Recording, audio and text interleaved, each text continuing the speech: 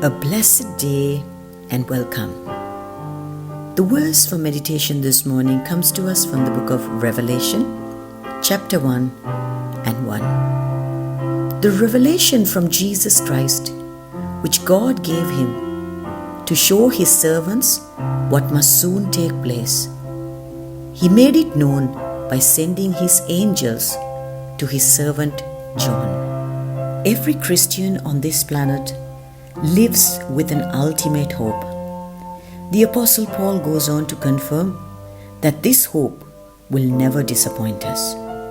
Though we face various challenges, struggles, hardship, and even persecution on a daily basis, the anchor of our faith is that our Lord and Master, Jesus Christ, will return, and we will live with him as his bride forever, eternally. Today's verse for meditation speaks of the revelation from Jesus Christ, which was given by God to reveal what is about to take place.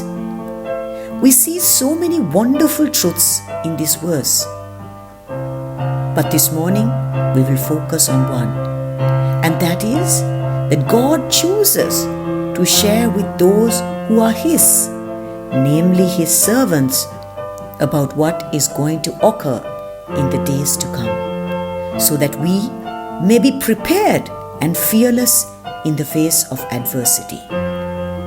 Today, we can compare the truth to the light. Jesus doesn't want us to walk in darkness and its outcomes such as doubt and anxiety, rather in the light of truth.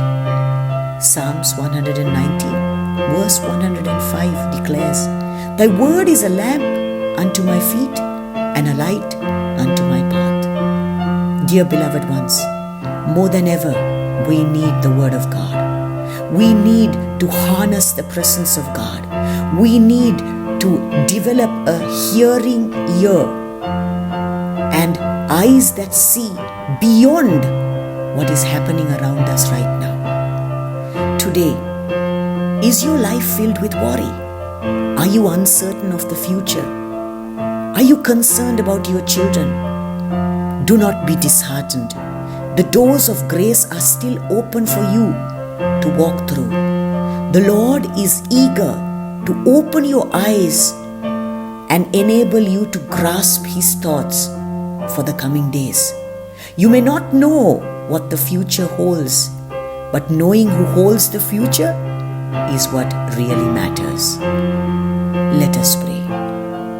Abba Father, in trying times such as this, open our eyes to the truth that sets us free.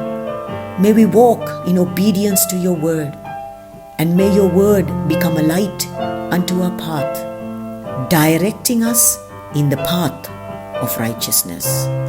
In Jesus' name we pray. Amen.